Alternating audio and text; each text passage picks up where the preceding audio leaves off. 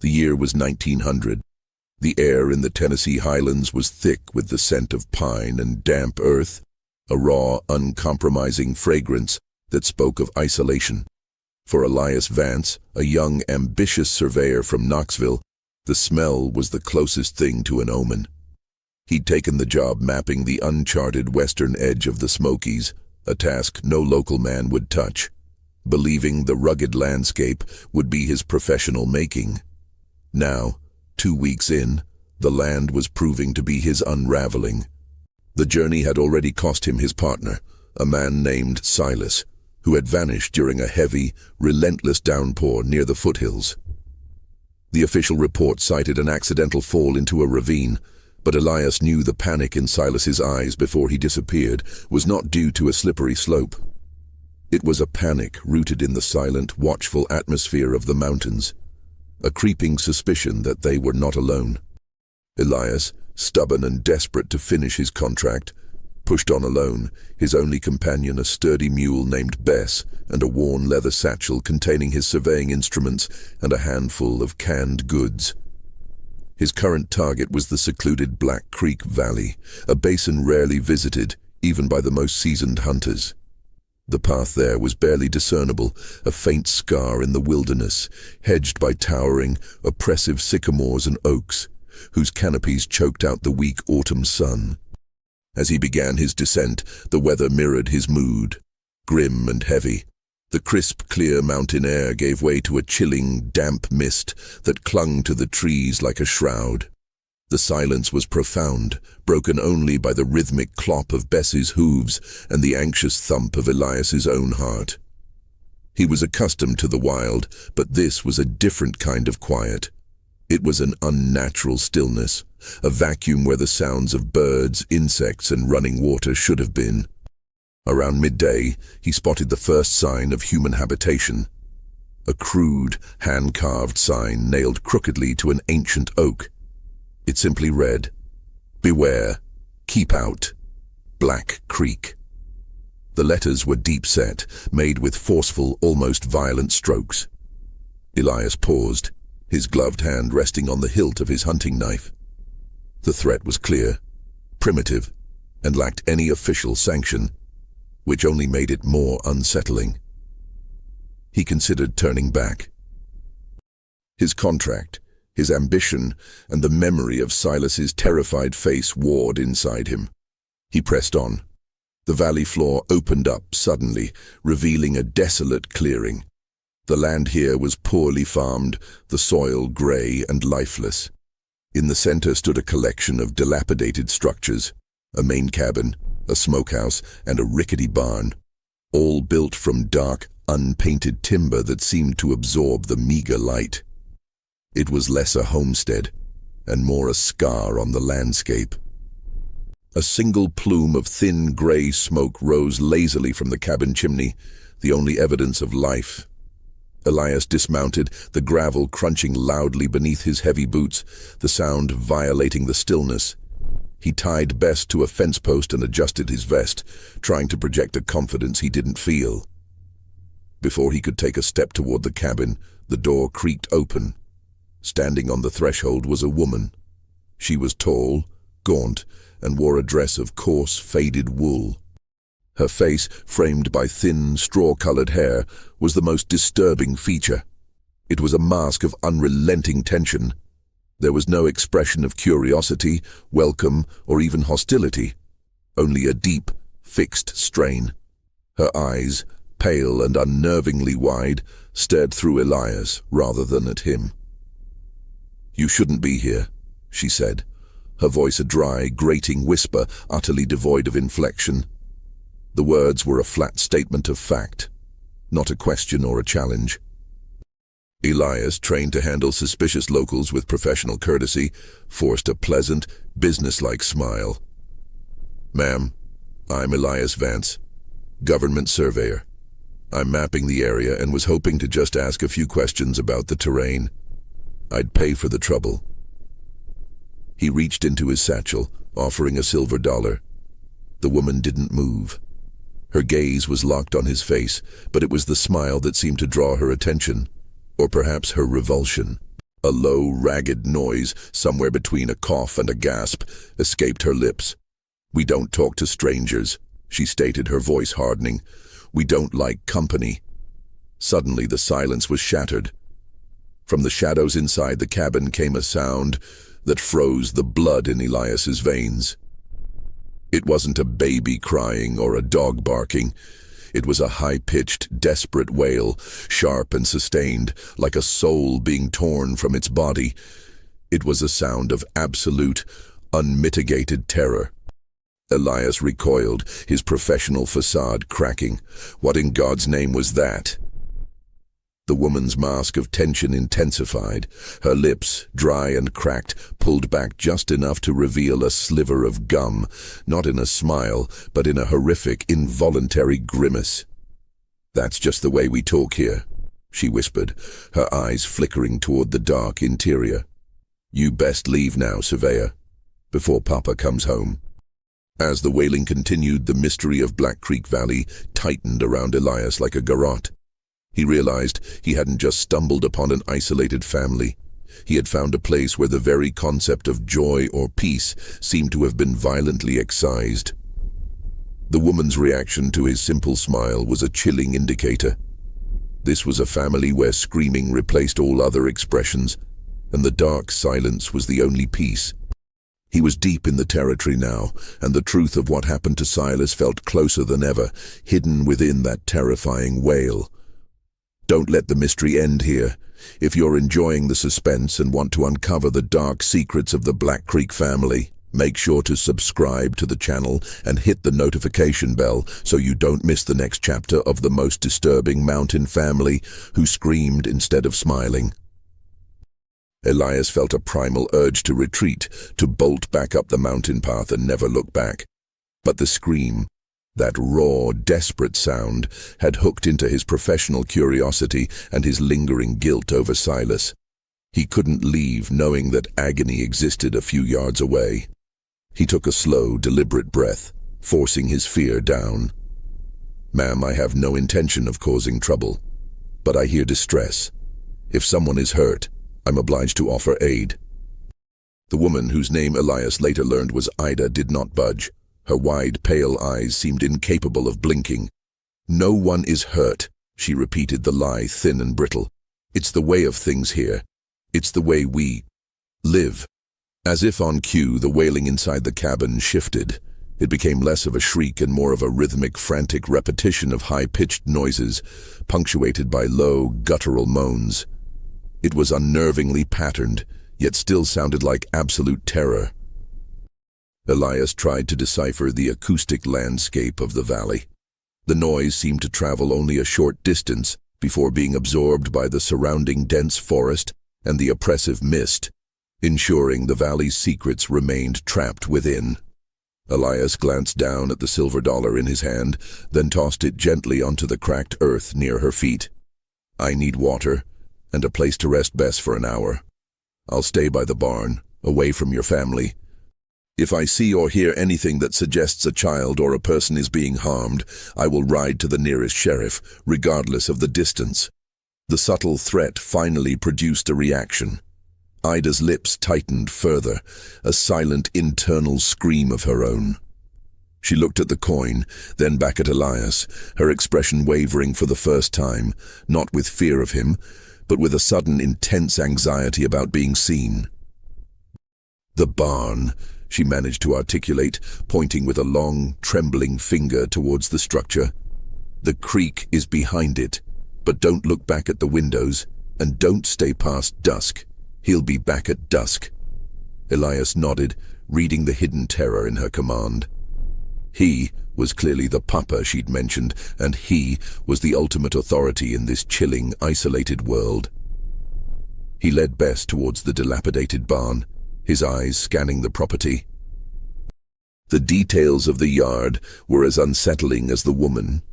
The ground was meticulously raked, devoid of leaves or debris, but the patches of grass were brown and dead, as if the sun itself avoided the place. There were no children's toys, no animals besides Bess, and no signs of the small comforts that usually accompany mountain life. No rocking chair, no laundry drying, nothing that suggested ease or normalcy. The windows of the cabin were small and grimy, but Elias noticed they were shuttered on the inside, completely blocking out the light. They were not merely keeping the sun out, they were keeping the inside in. As Elias tethered Bess inside the barn, the animal stamped her hooves nervously, whickering low in her throat. Even the mule felt the tension. Elias quickly checked his supplies. He pulled out his field notebook, not for surveying, but to record his observations, a habit born from his scientific training and now driven by a need to document this strange and frightening encounter. He wrote, Black Creek Valley, October 1900. Family unit, likely nuclear, extreme isolation, signs of deep psychological trauma and fear. Ida's permanent grimace, unnatural stillness of the property. The sound, high frequency, sustained screaming. Not typical pain, sounds like a learned, conditioned response. The avoidance of smiling or direct expression suggests a behavioral control mechanism is in place. Focus of fear. Papa. He grabbed his water flask and headed toward the back of the barn, keeping his back to the cabin windows as Ida had commanded. The creek was narrow and shallow, its water clear, but running sluggishly. As he bent to fill his flask, he spotted something half buried in the muddy bank, a short distance upstream. It was a section of heavy frayed rope, tied in a complex series of knots, clearly meant to secure something large and strong. Next to it was a small, perfectly preserved leather boot, child-sized, but made with hard, durable leather, more like a restraint than footwear. A chill far colder than the mountain air ran through Elias. He examined the boot. There was a faint dark stain near the sole. It wasn't mud. It looked like old blood. He stood up, his heart pounding a frantic rhythm against his ribs. The screams from the cabin, the unnatural tension of Ida, the dark, hidden windows, the boot, and the rope.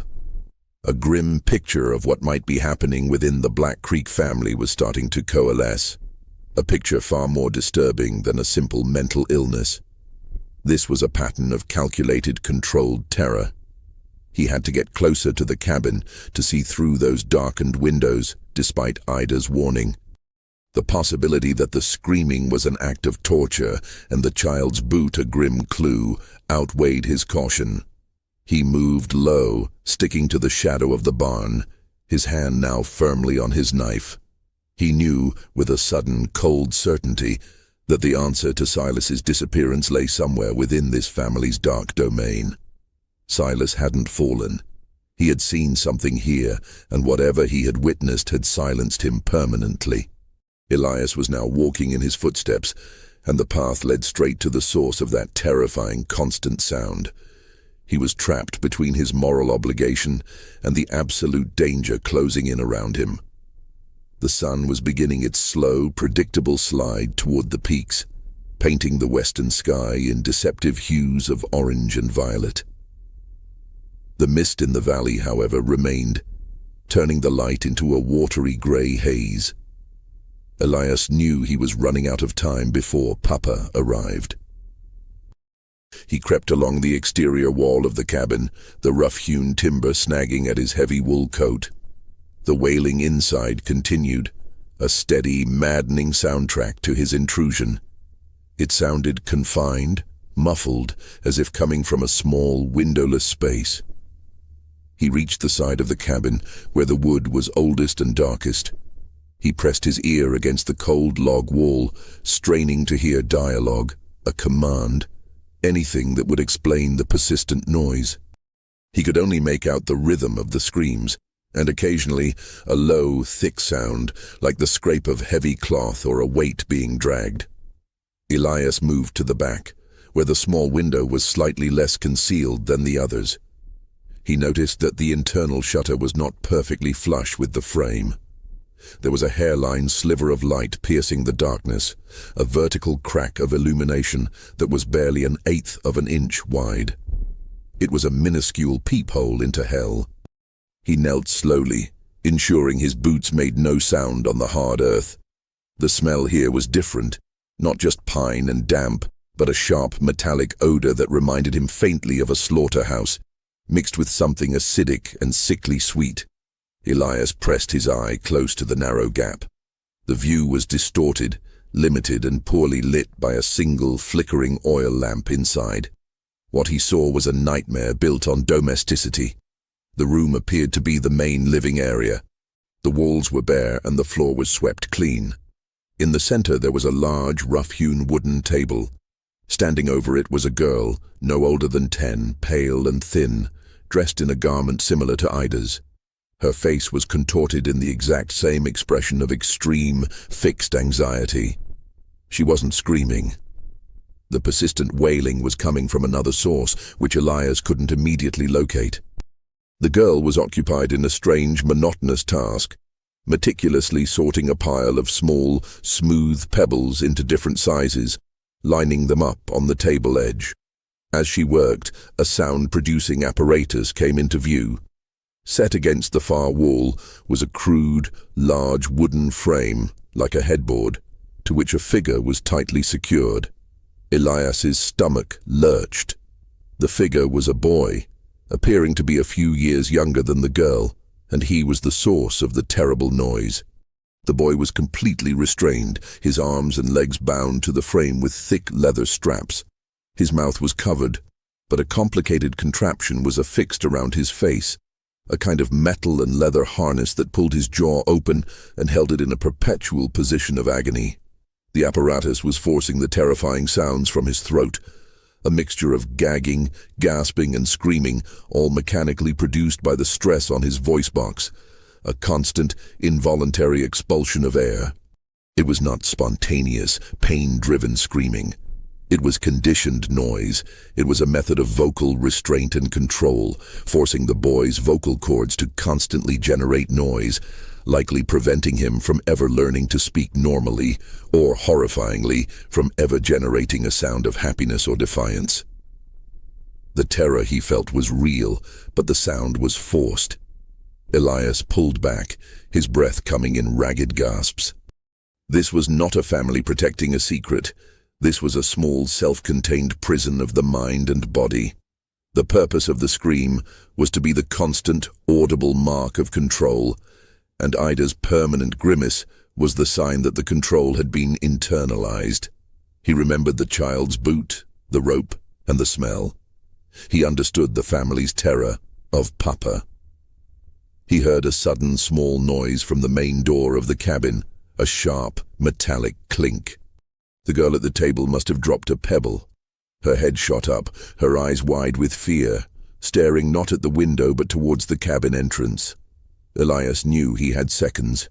He backed away from the window, keeping his body low. As he reached the corner of the cabin, he heard the heavy, slow grate of the front door being opened, followed by the sound of boots on the wood floor. A deep, commanding voice, resonant and rough like grinding stone, boomed through the cabin, momentarily overpowering the boy's forced wailing. "Ida! I smell a stranger's scent on the air. Did you let someone trespass on my land?" The voice was Papa's. It carried the chilling authority of a man completely convinced of his right to control everything around him, including the fear of his own family. The noise inside the cabin immediately ratcheted up. The boy's wails became sharper, the girl whimpered, and Ida's dry, grating whisper could be heard in a terrified plea for mercy. The family was instantly thrown into a state of heightened, choreographed panic simply by the arrival of their patriarch. Elias ran towards the barn, not caring about the noise he was making now. He grabbed Bess's reins and his satchel. He had what he came for, proof of a horrific crime, but he also knew he had witnessed something that made him a witness to be eliminated. His initial ambition to map the mountains had been replaced by a single desperate goal: survival and exposure. He had to get out of the valley and find a lawman. As he yanked the saddle tight, the low, powerful voice of Papa could be heard clearly, emanating from the cabin, laced with contempt and fury. "I told you, Ida, the smile is a disease. It attracts the unclean. Elias threw himself onto Bess's back, urging her forward. He heard a heavy slam, the cabin door, followed by the rapid, rhythmic pounding of footsteps approaching the barn. Papa was coming. Elias lashed the reins, sending Bess into a panicked canter just as a dark, imposing figure rounded the corner, carrying a heavy, gleaming axe. The hunt had begun. Elias rode Bess hard, scrambling up the barely defined path out of Black Creek Valley. The mule, energized by the shared terror, pushed through the dense underbrush, her hooves slipping on the wet rocks. Behind him, the sound of heavy, deliberate running followed, unnervingly close, accompanied by the clang of metal against stone. Papa was not a sprinter, but he was relentlessly, powerfully chasing. Elias risked a glance back. The man pursuing him was immense, a towering figure built of muscle and weathered bone. He wore thick, dark clothing that blended seamlessly with the environment, and his face, even from a distance, seemed to be carved from the same unforgiving granite as the mountains. The axe he carried was long and heavy, clearly a tool of both husbandry and threat. Papa shouted, his voice a powerful, booming echo in the narrow, rock-lined canyon. The words were not a threat, but a grim pronouncement. You carry the disease, you bring the softness, the mountains purge the soft. Elias understood then. Papa was not merely protecting a secret, he was enforcing a doctrine. His control over his family was rooted in a twisted, fundamental belief that expression, especially happiness or lightness, the smile or the softness, was a weakness to be violently suppressed. This man was a self-appointed religious tyrant, isolating his family to purify them through constant fear and conditioned noise. The path took a sharp, upward turn onto a slope of loose shale. Bess stumbled, throwing Elias forward onto her neck. The delay was critical. Papa closed the distance by 30 yards. Elias heard the swish of the axe as the man slammed it into a nearby tree trunk, not to hit him, but to terrify him. You stop, boy. You stop, and I'll send you back the way you came. Papa roared, his meaning sickeningly clear. Elias thought of the frayed rope and the small boot. Silas had likely stopped, and had been sent back. A permanent silent disappearance. Elias urged Bess on, reaching the crest of the slope. He could see the main logging road, a wider, if still rough, track that led toward the nearest settlement, a small hamlet called Coldwater, about 10 miles away. He needed to buy time. He spotted a dense thicket of thorny bushes and stunted cedar to his left. He veered off the main path, riding Bess through the scratching branches, then quickly dismounted on the far side. He used his hunting knife to cut a thick length of Bess's lead rope. He worked quickly, tying one end of the rope to a low-hanging sturdy branch and the other end across the main path, positioning it at ankle height, hidden slightly by scattered leaves and shadows. It was a crude, desperate tripwire. He then remounted Bess and waited, listening intently. The heavy, rhythmic footsteps and labored breathing of Papa grew louder. The man was too focused on the pursuit to notice the small trap. As Papa burst through the undergrowth onto the main path, Elias watched from the thicket's edge. The giant mountain man, eyes focused on where Elias should have been, caught his foot on the rope. With a sharp crack, Papa went down hard. The axe flew from his grip, skittering several yards across the ground. The fall was heavy, but the man was tough. He groaned, a sound of frustrated, raw power, not pain. He scrambled up, his eyes immediately searching for the axe. Elias knew he had only a minute at most. He galloped Bess back onto the path, heading north towards Coldwater. The momentary respite gave him a chance to think. He couldn't just ride to the local sheriff. The mountain law was often corrupt or sympathetic to local tyranny. He needed a detailed, undeniable account. He needed an ally. As he rode, he thought back to his initial meeting in Knoxville. He remembered a retired professor of sociology, Dr. Alistair Finch, who had warned him about the extreme insular culture of the most remote mountain communities, speaking of historical patterns of inbreeding, cult-like paranoia and extreme patriarchal control. Dr. Finch lived in a small, isolated cabin near cold water, studying the very people Elias was running from. He was the perfect, knowledgeable ally. Elias pressed Bess onward, the fear now mixed with a powerful surge of purpose. He wasn't just running for his life. He was running to expose a deeply buried horror. As the path widened, the oppressive silence of the valley was replaced by the rustle of leaves and the faint, distant sound of a cowbell, signs of civilization.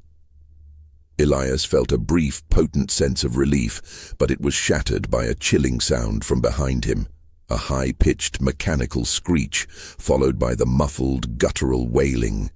Papa was back up, and he was still coming, driven by a terrible, fundamental need to enforce the silence of his secret. Elias knew he was close to Coldwater, but he was also running out of daylight. The mountains belonged to the mountain men after dusk. He had to reach Dr. Finch's cabin before the darkness fully set in. He reached a crossroads. The main road led to Coldwater's dusty center. A narrower, overgrown track veered left.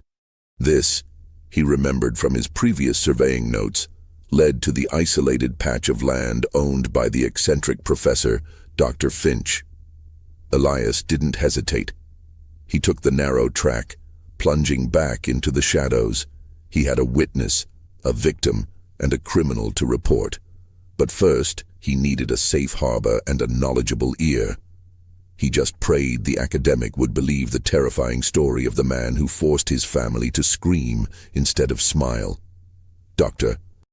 Alistair Finch's cabin was exactly as Elias remembered, a sturdy, eccentric structure surrounded by a disorderly collection of geological samples, measuring instruments, and stacks of waterlogged books.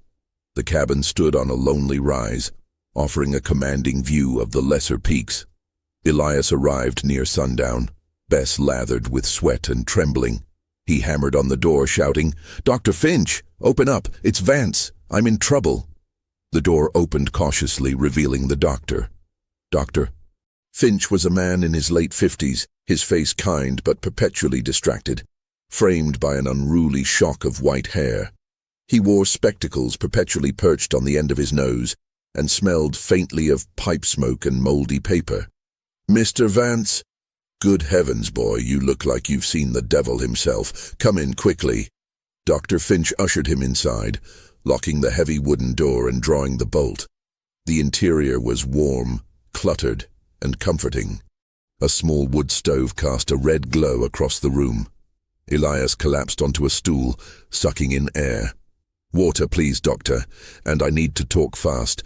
I've found a family back in Black Creek Valley. They are keeping someone captive, and they murdered Silas." Dr. Finch poured him a glass of water from a pitcher, his professional demeanor instantly activated. "Murder, Mr. Vance? That's a strong claim. You need to be methodical. Start from the beginning. No melodrama." Elias recounted the events, from the unnerving silence of the valley to Ida's fixed expression, the hidden windows, the child's boot, and finally, the horrifying view through the sliver of light. The mechanically forced screaming of the boy held captive in the living room. He finished with the sight of Papa and the axe, and the man's chilling doctrine about the disease of the smile. Dr. Finch listened intently, polishing his spectacles, his expression shifting from detached interest to genuine concern. The enforced wailing, the elimination of normal vocal expression, the doctor murmured, pacing.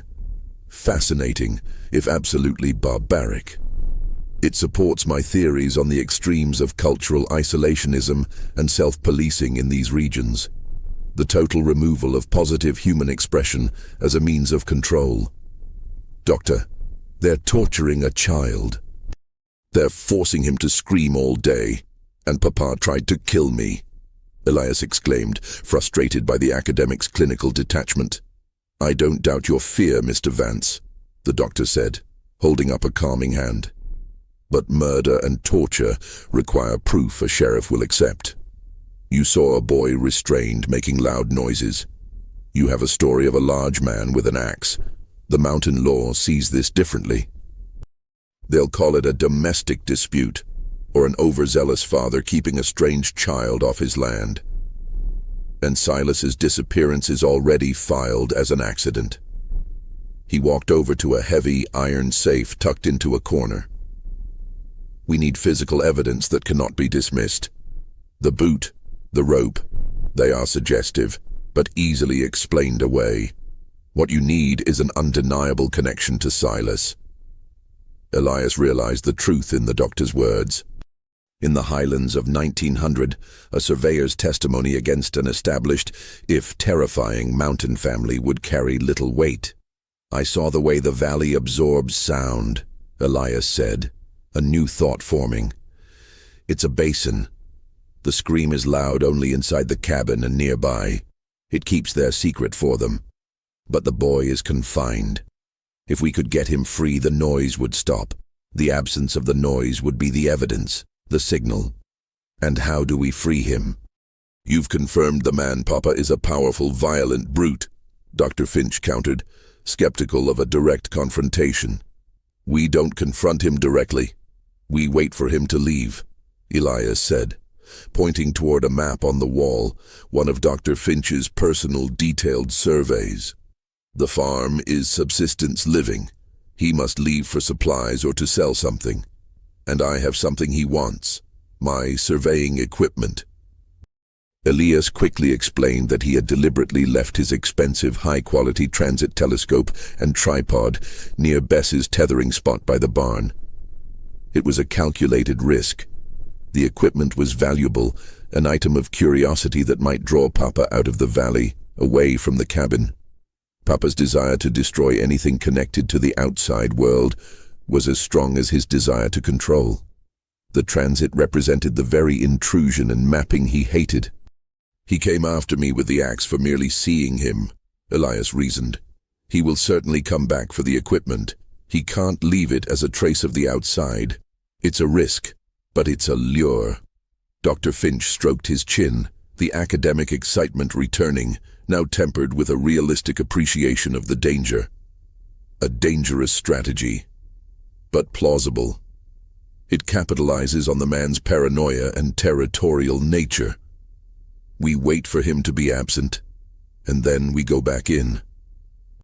We need to secure the boy, the victim, and search the property for anything belonging to Silas. A watch, a compass, anything. But we need to know when he leaves and where he goes." Elias knew the risk was immense. They were going back into the maw of the valley, and if Papa returned unexpectedly, they would be trapped. But the thought of the restrained boy and Ida's silent terror made the danger acceptable. They made a pact. They would wait until the next morning, gather what supplies they had, and monitor the Black Creek path. As Elias prepared to settle down, he took out his field notebook. He needed to be meticulous, to document every detail. He wrote down the key, the elimination of the smile, the conditioning of the scream, the man's paranoia, and the desperate cry for help disguised as noise. He knew the only way to beat this monster was to understand the precise nature of the terror he had engineered. The next morning, before the sun crested the mountains, Elias and Dr. Finch were positioned at a high, concealed vantage point several hundred yards above the Black Creek Valley entrance. They were hidden among a cluster of boulders and thick laurel. They had brought field glasses, a coil of rope, a few small tools, and Elias's revolver. Dr. Finch, now fully engaged, was practically humming with a nervous energy. "We are observing a contained social experiment, Mr. Vance, a purely human horror born of isolation and unchecked tyranny. The man has created a society of one ruler and two subjects, governed by fear and constant vocal distress." Elias adjusted the field glasses, focusing on the cabin. The smoke was rising lazily again, and the pervasive sound of the forced wailing was faintly audible. A chilling, persistent drone, even from this distance. "He's still there, Doctor," Elias stated. "The screaming hasn't stopped, which means the boy is still secured. We wait." The morning dragged on, slow and tense. Elias narrated the cabin's routine. Ida emerged only once, brief and fast, to draw water from the creek, moving with the practiced swiftness of a frightened animal. She never looked up, never lingered, rushing back inside as if the sunlight itself would punish her. The girl remained unseen, likely performing her silent, meticulous tasks inside. Then, around noon, the rhythm of the valley changed. The front door of the cabin opened and Papa emerged. He was even more intimidating in the full daylight, massive, dressed in stained leather and dark homespun cloth. He carried a bulky canvas sack over one shoulder and wore a wide-brimmed hat that kept his face in shadow. He didn't look back at the cabin, suggesting his authority was so absolute that he felt no need to ensure his family's continued compliance. He walked straight toward the barn. Elias and Dr. Finch held their breath. Papa reached the spot where Bess had been tethered. He paused, his head cocked, clearly registering the scent of the strange mule. His eyes then fell upon Elias's transit telescope and its distinctive wooden tripod. The man stood there for a long minute, a statue of simmering rage. He slowly dropped his canvas sack and walked towards the equipment. He didn't touch it immediately. He simply circled it, his massive hands flexing at his sides. He saw the equipment for what it was, a symbol of the outside, of ordered society, of the government's claim to his land. The visible anger on his face was terrifying, a slow, boiling fury that made the air feel heavy. Finally, he bent down, gathered the tripod legs, and with a powerful, singular movement, snapped the wooden legs over his knee.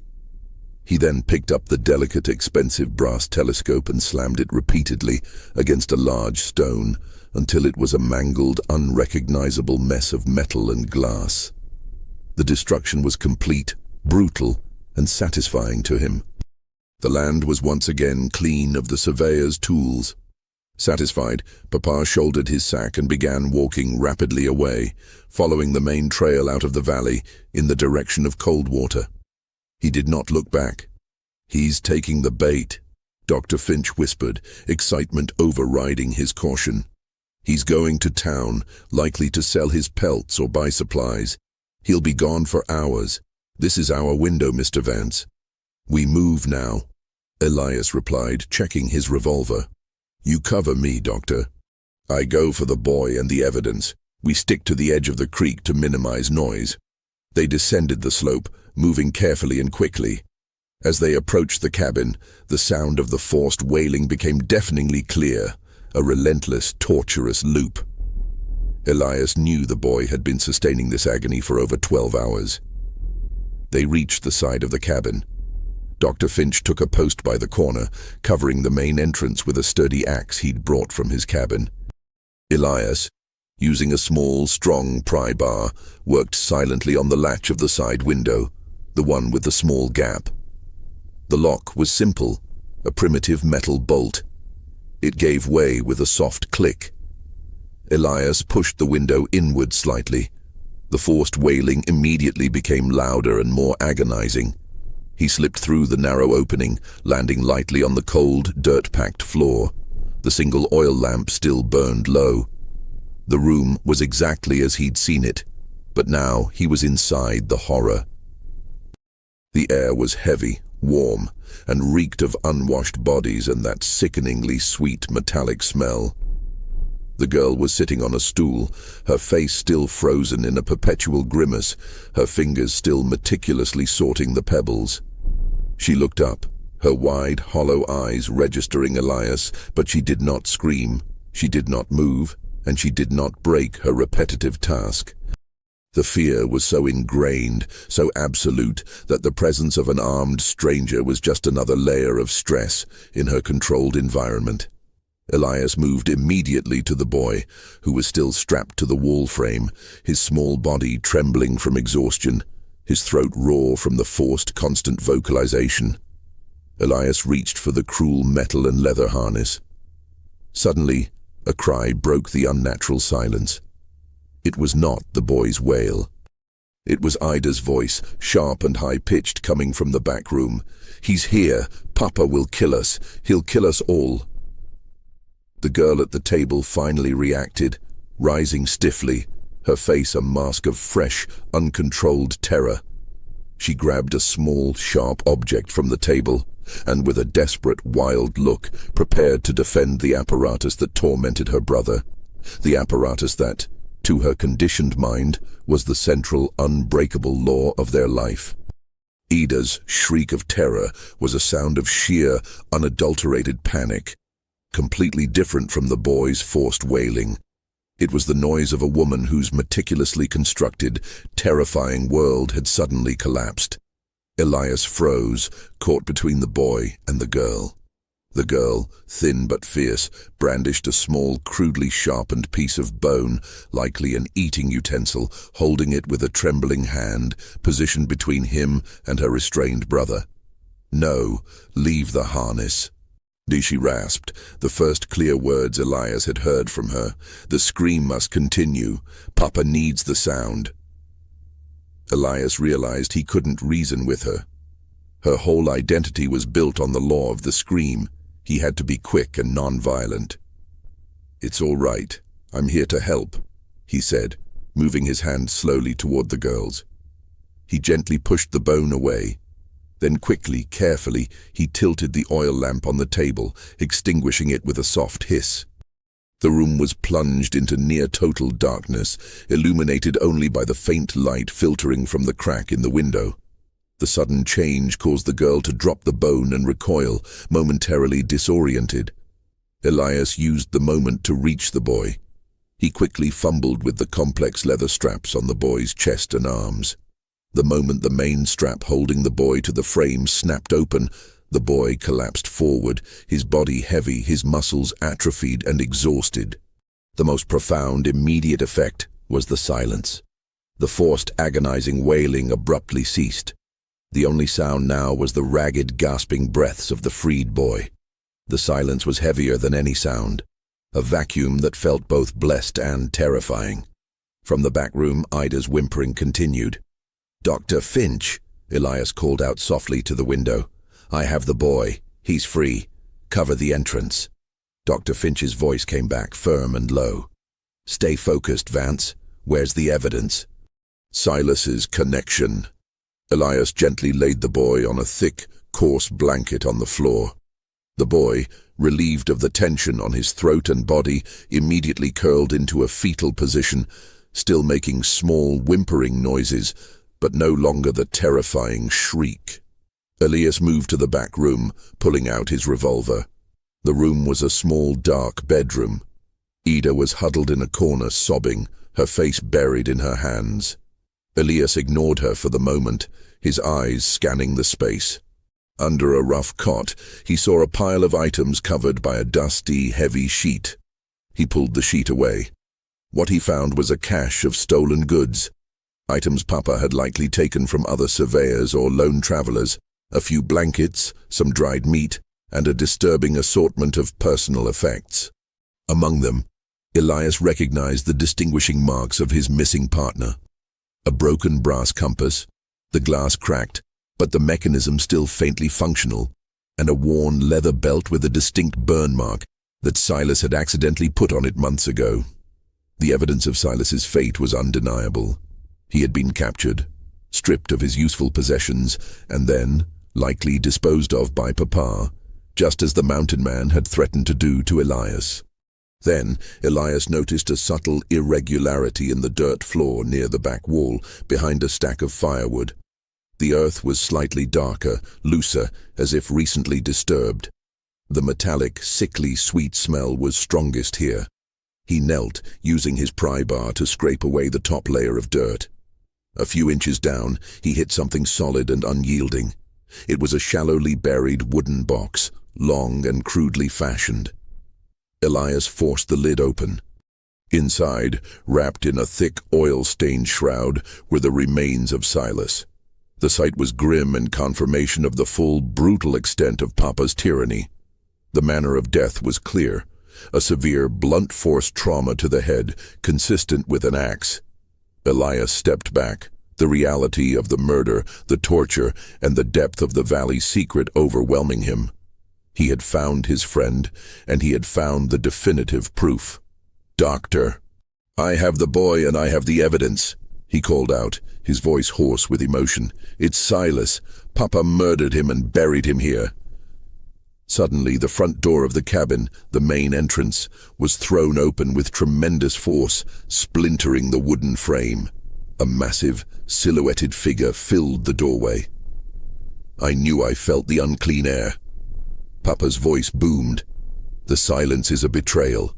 Ida, where is the sound? Where is my law?" Papa had returned. He hadn't gone to cold water. He had only gone as far as the edge of the property, likely seeing his ruined transit equipment as he left. But more importantly, he had felt the profound, sudden cessation of the boy's scream, the law of the sound, and that had drawn him back instantly. Elias had been outsmarted. The man's paranoia was stronger than his desire for vengeance on the equipment. Papa had known the silence would be the ultimate signal of intrusion. Elias had only a second. He grabbed the small, frail boy in one arm and the box containing Silas's remains and evidence in the other. He knew he couldn't leave the boy. He burst out of the back room, past the sobbing Ida, and ran toward the window where he had entered. He could hear Papa's heavy, enraged footsteps in the main room, tearing the place apart. "They're taking the boy. They're taking my law," Papa roared. "Stop. Don't look away now. The fight for freedom and exposure has just begun." If you are gripped by this terrifying story and want to see how Elias and the small silent boy escape the brutal grip of Papa, make sure you subscribe to the channel and hit the notification bell. Your support keeps the truth coming. Elias scrambled through the narrow window carrying the frail, near-unconscious boy and the heavy wooden box. Dr. Finch was there instantly, grabbing the boy from Elias's arms. "Go, Vance. I'll take him. Get Bess and ride." The doctor commanded, his academic detachment completely gone, replaced by a desperate protective instinct. He hoisted the boy, wrapping him quickly in his own coat. "The evidence is in the box. Don't drop it," Elias yelled, then turned and sprinted toward the path where he had left Bess tethered. The back door of the cabin burst open. Papa, now fully enraged, emerged, his eyes adjusting instantly to the dim light. He spotted Dr. Finch moving toward the creek path, the boy bundled in his arms.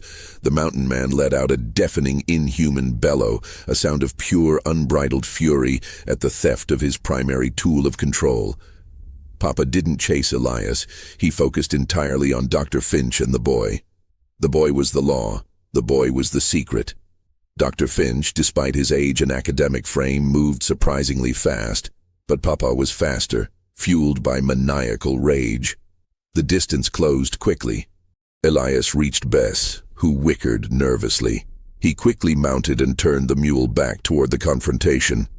He couldn't leave the doctor. He saw Papa gain on the academic. Dr. Finch, stumbling on the uneven ground while protecting the boy, dropped the wooden box containing Silas's remains and evidence. The lid flew open, scattering the soiled cloth and human bones onto the earth. Papa, blinded by his singular focus, didn't notice the contents. He only saw the escape. He grabbed Dr. Finch's coat. Elias raised the revolver and fired one shot into the air. The crack of the gunshot was shockingly loud in the silent valley, a sound of the outside world that momentarily stunned Papa. Papa spun around, his rage momentarily diverted. He saw Elias on the mule, the smoking revolver pointed directly at him. "You bring the noise of the city," Papa roared, leaving Dr. Finch and taking a predatory step toward Elias. "I will silence you, just as I silenced the other one." Elias knew he couldn't outrun the brute on foot, and he couldn't risk a direct fight. He needed to create an opportunity for Dr. Finch and the boy to escape. He turned Bess and galloped directly toward Papa, creating a distraction. Just as he came within yards of the enraged man, Elias fired another shot, this time aiming for the ground right in front of Papa's feet. The blast kicked up dirt and rock chips, forcing Papa to momentarily raise his arm to shield his face. That was the chance. "Doctor, run! Get to my cabin!" Elias shouted. Dr. Finch didn't need telling twice. He scrambled up, retrieved the now scattered contents of the box, throwing the most important pieces, the compass and the belt, into his deep coat pockets, and then ran, carrying the silent boy, back toward the main path out of the valley. Papa, realizing the academic was escaping with his victim, roared and lunged for Elias. Elias was too close. Papa grabbed Bessie's reins, pulling the mule to a violent, jarring halt. Elias desperately kicked his feet from the stirrups, just as Papa used his enormous strength to bodily flip the mule sideways. Bess collapsed with a terrified squeal. Elias was thrown, rolling several feet, his revolver flying out of his hand and clattering into the thick grass. He looked up just as Papa stood over him, the mountain man's face a mask of triumphant fury. "Now, surveyor," Papa growled, his voice deep and gravelly, "you will learn the silence of the mountain." Elias scrambled backward, trying to find a weapon, anything. He saw the gleam of metal nearby, the axe that Papa had dropped earlier in the pursuit. It lay half buried in the dirt, just out of arm's reach. Papa took a slow, deliberate step toward him. "You saw the boy. You saw the purpose. The softness is a curse. Only the forced expression is true. Only the law of the sound keeps the devil away." Elias, realizing the depth of the man's delusion, seized the only opportunity he had. He didn't rush for the axe. Instead, he forced himself to do the one thing Papa despised. He smiled. It was a terrifying, strained, desperate smile, but it was wide and visible. Papa stopped, his eyes widening in a mixture of revulsion and pure, visceral rage.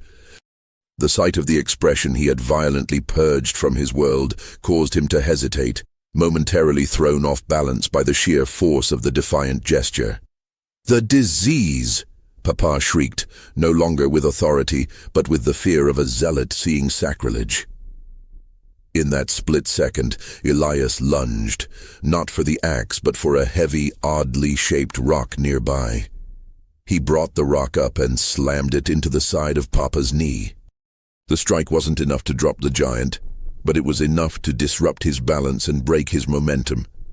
Papa roared in pain and surprise. Elias used the distraction to grab the axe and scramble to his feet.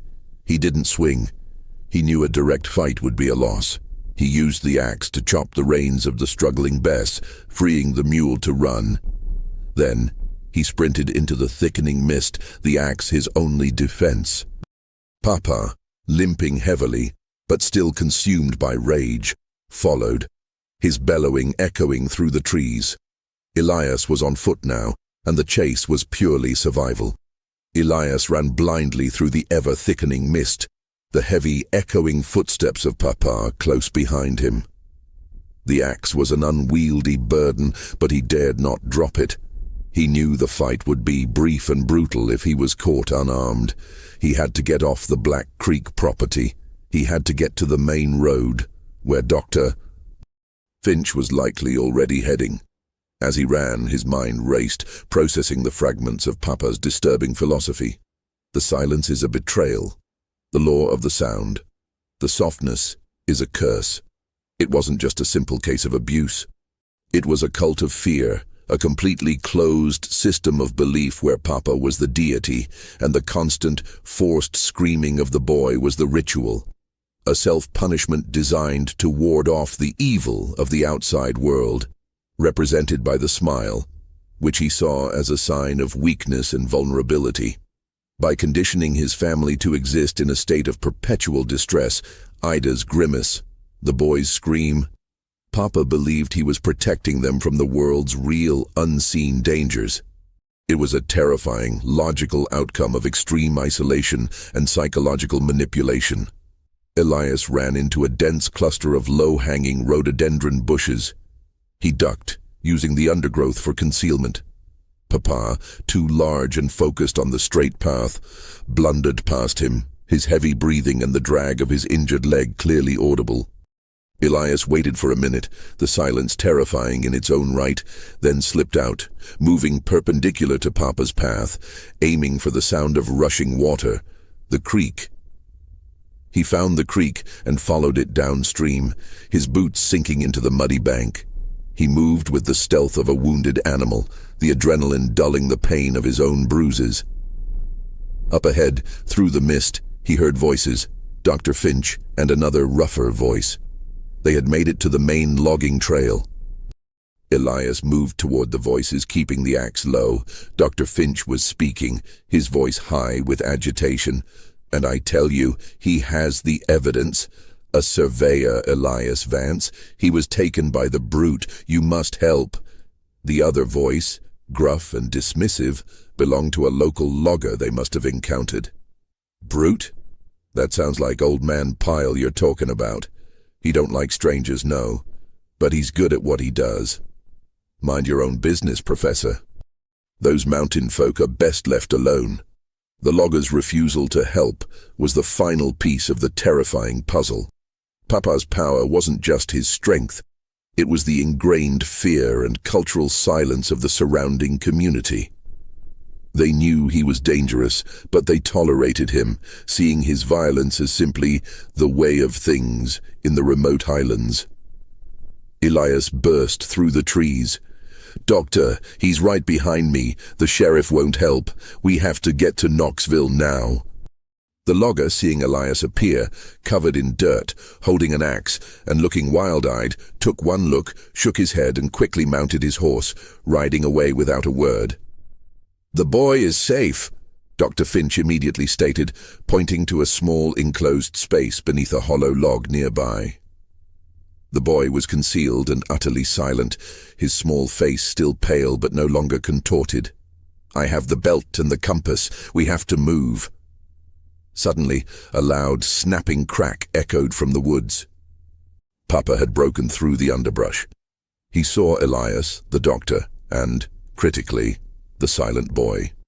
The sight of the freed, quiet child, no longer conforming to his terrifying law, seemed to finally break the last barrier of Papa's self-control. He let out a wordless, agonizing sound, a mix of grief, rage, and confusion, and lunged, abandoning all subtlety, charging like a wounded bull. Elias raised the axe, ready for the final desperate confrontation, knowing he might not survive it. But he wouldn't let Papa take the boy back to the silence. Papa charged, his face contorted in a mask of desperate primal fear, the fear of a man whose entire world view had been shattered. He was not just attacking them, he was trying to restore his broken law, the law of the sound. Elias braced himself, holding the axe defensively. Before Papa could close the final gap, Dr. Finch, acting on instinct, did something Elias never expected. He yelled at the top of his lungs, "You are a fraud. Your silence is weak. Your fear is a failure." The words, though simple, were a direct attack on Papa's core delusion. Papa faltered, momentarily stunned by the vocal defiance. In that instant, his foot, the one Elias had struck, slipped on the wet earth. The large man, already off balance from his limp and his rage, began to tumble. He didn't fall toward Elias. He fell toward the steep, slick rock ravine that lined the edge of the logging trail. He tried to grab hold of a root, but his hand found only loose soil.